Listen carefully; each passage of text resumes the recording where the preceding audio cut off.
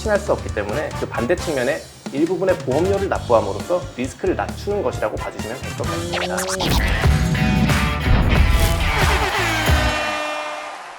내 펀드는 내가 소개한다. 펀하게 들어가는 펀드 속에서 펀! 들어가자! 안녕하세요. 자산관리도 미리미리 준비하고 계시는 스마트한 시청자 여러분, 펀 들어가자의 신현아입니다. 오늘은 여러분들에게 펀드 소개에 앞서서 먼저 우리 매니저님부터 만나보도록 할게요. 매니저님. 안녕하세요. 미래에셋 자산운용의 최주훈 매니저라고 합니다.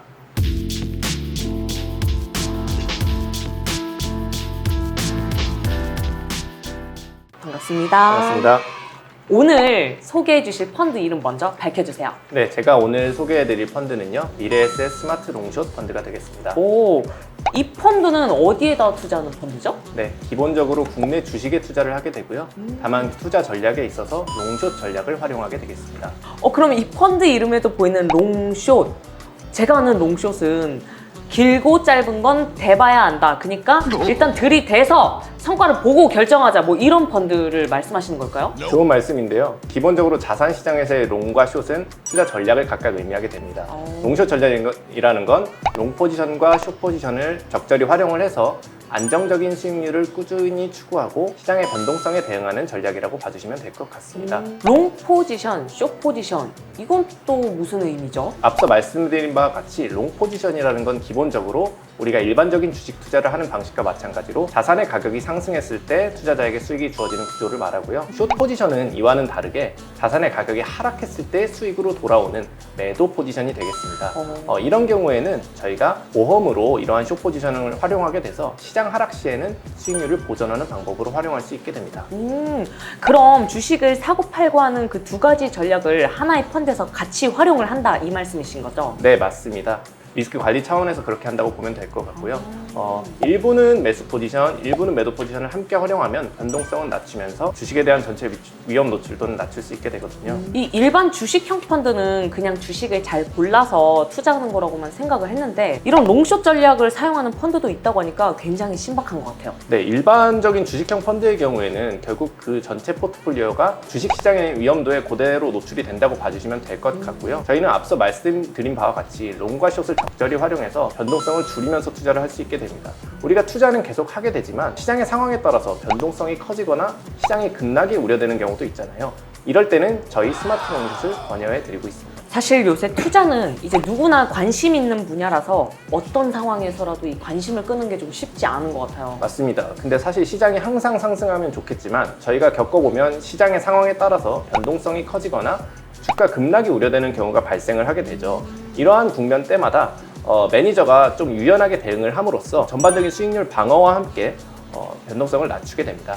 유연하게 대응한다는 건 어떤 의미인가요? 기본적으로 상대적으로 매력도가 있는 섹터나 종목에 대한 투자를 하되 그 반대 포지션에 대한 대응을 통해서 시장 전체에 대한 매도를 통해 헤징을 하거나 일부 종목에 대해서는 숏 포지션을 취하게 되고요. 다만 이 숏 포지션의 비중 역시 매니저가 시장 상황에 따라 유연하게 조절할 수 있게 된다는 점입니다. 아니 근데 또 매력적이라고 판단을 하셨다면 그냥 몰빵하는 게 더 유리한 게 아닌가. 괜히 수익률만 낮추시는 거 아니에요? 저도 참 그랬으면 좋겠지만 우리는 앞을 다 내다볼 수는 없잖아요. 작년에 2020년 사태를 기억해봐도 이렇게까지 주가가 급락할 것이라고는 아무도 예상을 못했을 것 같아요. 맞아요. 잘 고른 종목이나 섹터가 기대만큼 쭉 상승해주면 좋겠지만 시장 상황, 외부적인 요인을 누구도 확신할 수 없기 때문에 그 반대 측면에 일부분의 보험료를 납부함으로써 리스크를 낮추는 것이라고 봐주시면 될 것 같습니다.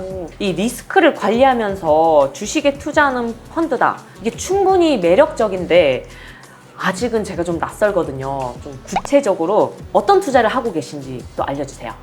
네, 그러면 저희가 예를 한번 들어서 말씀드려 보겠습니다. 2020년에 국내 내수 경기가 많이 침체가 되었었고요.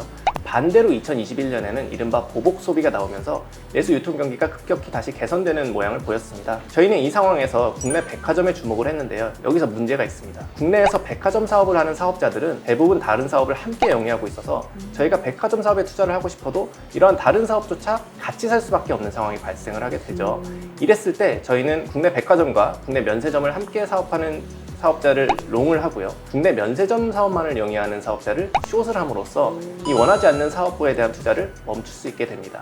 또한 시장 전반적인 리스크에 대해서도 저희가 해지를 할 수 있게 되죠. 그러니까 숏 포지션 투자는 해지의 개념이 있다라고 말씀하시는 그렇습니다. 거죠? 그러면 꼭 펀드를 통해서가 아니라 이 개인도 그런 흐름을 예측을 할 수 있으면 충분히 활용이 가능하겠네요?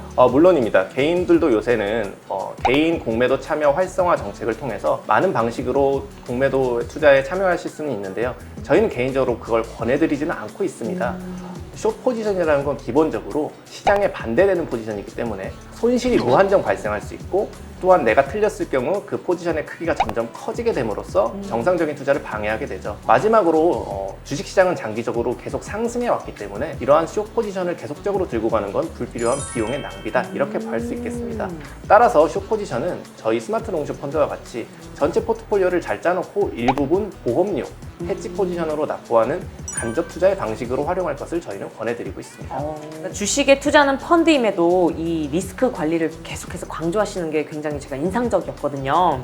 그래도 이게 오해하지 말아야 될 부분이 시장의 방향을 함께하는 펀드는 맞는 거죠? 그렇습니다. 저희 펀드 역시 주식시장에 대한 노출도를 가져가기 때문에 주식시장의 상승과 하락 시에 펀드 역시 상승과 하락을 같이 하게 됩니다. 다만 시장의 상승 시에는 저희가 말씀드린 숏 포지션, 이른바 보험료로 인해서 주식시장의 상승률을 다소 못 따라갈 가능성이 있고요. 반대로 시장의 하락 혹은 급락 시에는 저희의 수익률 방어가 시장을 훨씬 능가할 수 있다, 이런 부분을 말씀드릴 수 있겠습니다. 그러면 애초에 잘 고르는 것이 핵심이네요. 그렇습니다. 저희는 그것을 위해 기본적으로 탑다운 방식을 활용하고 있습니다. 탑다운? 탑다운? 탑다운이요? 그러면 탑다운이면 위에서 아래로 종목을 선정한다는 뜻일까요? 맞습니다. 시장을 구성하고 있는 요소들을 상위부터 하위로 내려가면서 고르게 된다라고 봐주시면 될 것 같은데요. 시장을 구성하고 있는 거시 경제라든지 시장의 전반적인 상황, 시장의 오르내림을 먼저 분석을 하고요. 그 다음에 내려와서 업종, 마지막으로 종목에 대해 고민을 하게 됩니다. 반대의 경우에는 바텀업이라고 부르는 방식이 있죠. 시장의 전반적인 상황이나 섹터보다는 개별 종목들의 경쟁력에 대해서 열심히 공부하는 방식인데요. 저희는 이 방식보다는 앞서 말씀드린 탑다운, 위에서 아래로 투자 방식을 선택하고 있습니다. 그러면 이 시장 상황을 먼저 살펴본다는 거는 경제 성장률, 그리고 금리 이런 것들을 먼저 분석한다는 의미인 거죠? 그렇습니다. 시장이 일단 오를지 내릴지를 알아보기 위해서 시장의 전반적인 거시경제, 말씀하신 금리 같은 부분을 살펴보게 되고요. 그 다음에 시장에서 강세를 보일 만한 산업, 섹터군을 선정한 후에 마지막으로 종목 단위의 선택을 하게 됩니다. 이렇게 했을 때는 산업에 대해서 특정 산업에 너무 쏠리는 포지션을 가져간다든지, 종목에 대해서도 특정 종목에 과다한 비중을 가져가게 되는 리스크를 막을 수 있게 됩니다. 이게 시장이 변동성이 심할 때는 리스크를 관리한다는 게 굉장히 매력적으로 다가올 수는 있는데 사실 조금 낯설긴 해요, 아직. 이 시장이 상승하는 국면에서는 수익률이 좀 아쉬울 수도 있을 것 같은데. 네, 말씀하신 그 점은 시장이 상승이 예상될 때는 추가적으로 저희가 상승을 따라갈 수 있는 종목들을 추가적으로 투자함을 통해서 수익률을 제고하고 있다, 이렇게 말씀드릴 수 있을 것 같습니다. 추가 수익이요? 네, 여러 가지 방법이 있는데요. 각종 밸류에이션상 굉장히 저평가 영역에 위치해 있다고 판단되는 종목, 혹은 시장을 주도하는 시장 주도 섹터와 종목, 마지막으로 시장 내 발생하는 각종 이벤트들을 통한 수익률 창출이 가능한 이벤트 드리븐 전략을 통해서 수익률을 추가적으로 올릴 수 있게 됩니다. 또한 저희 포트폴리오는 채권을 편입하고 있어서 국채나 은행채 등을 통해서 채권 수익률을 추가적으로 얻을 수 있는 것 또한 저희 포트폴리오의 장점이 되겠습니다. 제가 미래에셋 스마트 롱숏을 검색을 해보니까 30, 50, 70 이렇게 세 가지가 나오더라고요. 어떤 걸 선택하면 될까요? 말씀해주신 숫자들은 결국 저희가 보유하고 있는 주식의 롱 포지션 비중이 되겠습니다. 각각 주식을 보유하고 있는 게 30%, 50%, 70%라고 봐주시면 될 텐데요. 앞서 말씀드렸지만 저희는 롱 포지션과 숏 포지션을 동시에 가져가고 있기 때문에 30, 50, 70의 경우 실제 주식에 대한 순 노출도는 10%, 20%, 30% 이렇게 이해를 해주시면 될 것 같습니다. 오늘 진짜 귀에 쏙쏙 박히는 설명 정말 너무너무 감사드립니다. 네, 감사합니다. 네.